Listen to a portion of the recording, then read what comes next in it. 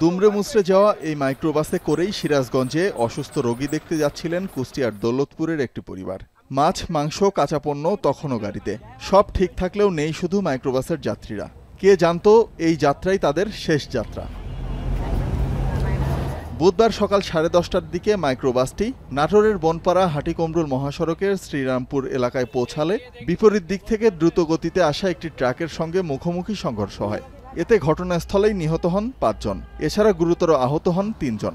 পরে তাদেরকে উদ্ধার করে স্থানীয় হাসপাতালে নেওয়া হলে আরও একজনের মৃত্যু হয়। বাকি 2 জনকে উন্নত চিকিৎসার জন্য রাজশাহী মেডিকেলে নেওয়া হলে মৃত্যু হয় তাদেরও। এতে দুর্ঘটনায় মাইক্রোবাসটির চালকসহ সব আরোহী নিহত হয়েছেন, যাদের মধ্যে 5 জন নারী রয়েছে বলে জানা গেছে। ঘটনাস্থলে আসি দেখি যে 5 জন গাড়ির ভিতরেই মারা গেছে। পরে আমরা এলাকার সহযোগিতা লোকজন লাশটা বাই করি। আমরা অবশ্যই দুটাই ওভার স্পিডে ছিল দেখে ঘটনা ঘটছে।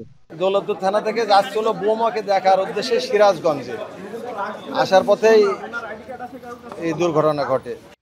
সড়ক দুর্ঘটনার খবর পেয়ে ঘটনাস্থলে ছুটে আসেন জেলা পুলিশ সুপার, হাইওয়ে পুলিশ সহ প্রশাসনের কর্মকর্তারা।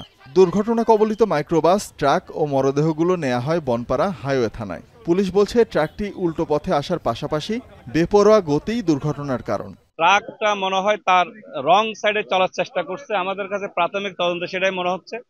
ট্রাকটা যদি তার লেনে থাকতো এই দুর্ঘটনা এড়ানো যেত। বনপাড়া হাটিকমরুল মহাসড়ক দুর্ঘটনা প্রবণ হিসেবে অনেক আগে থেকেই চিহ্নিত। মহাসড়কটি কম প্রশস্ত হওয়ার পাশাপাশি অতিরিক্ত গাড়ির কারণে মাঝে মধ্যেই ঘটে দুর্ঘটনা। মহাসড়কটি প্রশস্ত করা হলে দুর্ঘটনার পরিমাণ কমে আসবে বলে প্রত্যাশা স্থানীয়দের। এখন নাটোর।